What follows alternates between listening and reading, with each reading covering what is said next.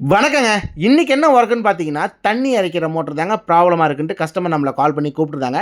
ஆக்சுவலா கஸ்டமரே சொல்லியிருந்தாங்க, "நல்லா தான்ப்பா ஓடிட்டு இருந்தது. நாங்க ஊருக்கு போயிட்டு வர 4 நாள் ஆச்சு. ஸோ ஆன் பண்ணி ஆஃப் பண்ணாம இருந்தனால புடிச்சுக்கிச்சு" அப்படின்ட்டு கஸ்டமரே சொல்லியிருந்தாங்க. சரி நம்ம சைடுல எப்பயும் போல ஓப்பன் பண்ணி பார்த்தா, இந்த மாரி செக் பண்ணி பார்த்தோம் ஓடல. சரி கெப்பாசிட்டர் எப்பயுமே கழட்டி செக் பண்ணுவோமே அப்படின்ட்டு செக் பண்ணா கெப்பாசிட்டர் வேலையும் கரெக்ட்டா இருக்கு.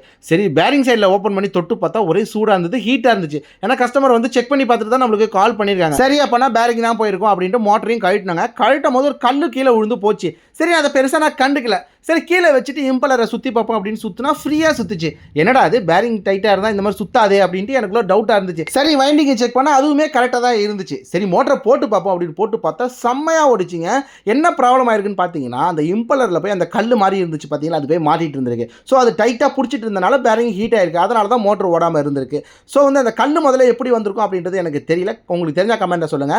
அது மட்டும் இல்லாமல் அந்த இம்பலரை சுற்றி ஒரு வாஷர் இருக்கும், அந்த சீல், அந்த பம்புக்கு அந்த மோட்டருக்கு கனெக்ட் பண்ணுற அந்த வாஷருமே வந்து பிஞ்சிக்கிச்சு. ஆக்சுவலாக இந்த மோட்டர் வாங்கி 5 வருஷம் ஆச்சு, நம்ம தான் ஃபர்ஸ்ட் டைம் கழட்டுறோம். அதனால டைட்டாக பிடிச்சிக்கிட்டு இருந்தனால அதுவுமே பிஞ்சிக்கிச்சு. ஸோ நான் என்ன பண்ணேன்னு பார்த்தீங்கன்னா, அந்த வாஷரை கடையில் தேடி பார்த்தேன், கிடைக்கல.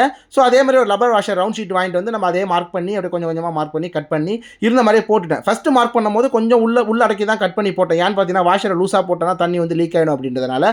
ஸோ அது செட் ஆகாதனால இன்னும் கொஞ்சம் லைட்டாக கட் பண்ணிவிட்டு கொஞ்சம் கிரிப்பு டைட்டாக தான் நம்ம போடணும். லூஸாக போட்டால் கண்டிப்பாக தண்ணி லீக் ஆகும். நம்மளால் முடிஞ்ச வரைக்கும் வாஷரை டைட்டாக போட்டாச்சுங்க. இந்த மோட்டரை பொறுத்த வரைக்கும் மோட்டரும் பம்பும் கனெக்ட் ஆகிறதுக்கு 4 ஓட்டை வேணும் போல்டு நட் கனெக்ட் பண்ணுறதுக்கு. ஸோ அதுக்கு நம்ம பேட்டரி ட்ரில்ல தான் நான் யூஸ் பண்ணுறேன். அதுக்கு முன்னாடி பம்பில் வேறு ஏதாவது கல்லு கீழே அடைச்சிட்டு இருக்கா அப்படின்ட்டு நானுமே செக் பண்ணிக்கிட்டேன். ஏன்னா போட்டதுக்கப்புறம் திரும்பி ஸ்டக்காகி பிடிச்சிக்கிச்சுன்னா திரும்பி மோட்டரை கட்டுற மாதிரி ஆகும் அப்படின்ட்டு. ஸோ மோட்டருமே சீட் பண்ணிவிட்டு அதுக்கான போல்டுமே பக்காவாக டைட் பண்ணிட்டாங்க. ஃபைனலாக மோட்டரை போட்டு பார்த்தா மோட்டருமே நம்ம நினச்ச மாதிரி பக்காவாக ஓடிச்சு.